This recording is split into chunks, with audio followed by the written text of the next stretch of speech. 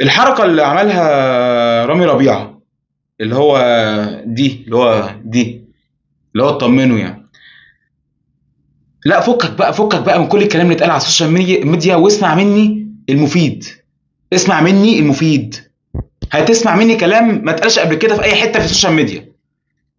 العقلية اللي بتحتفل بالطريقة دي في اول ركلة من ركلات الحظ، العقلية دي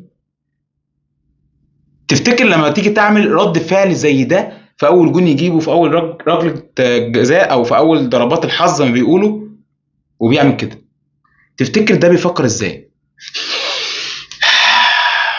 هو يا جماعه امام عاشور، ما خدتوش بالكم من الصور بتاعت افتح على جوجل واكتب امام عاشور في الزمالك، شوف صوره وشوف الكتله العضليه اللي كانت في رجله.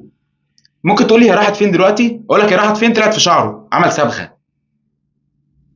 فاكرين الاستشوارات والجيل بتاع الصبغه والاستشوار اللي فات اللي احنا كنا يا نهار اسوح؟ فاكرين ايه؟ هنرجع له تاني. سيد عبد الحفيظ يا جماعه ما كانش بيدخلهم، كان مش عارف ميعادكم من الساعه 6 ولا ايه، 6 و5 كان خصم، دلوقتي بيجوا الساعه 8 و9.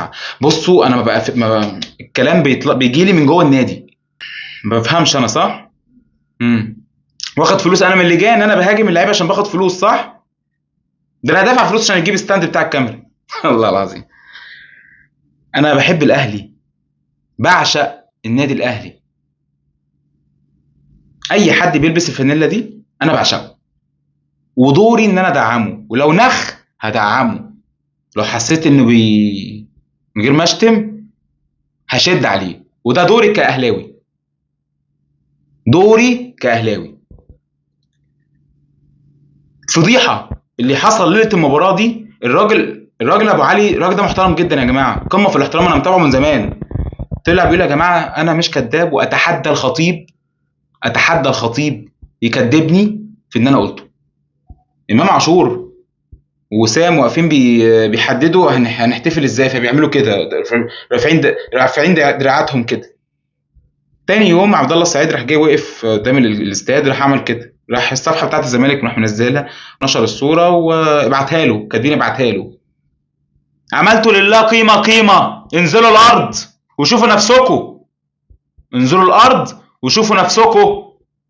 انتوا مش جيل ابو تريكه ولا محمد بركات، لا انزل الارض يا باشا، انزل الارض.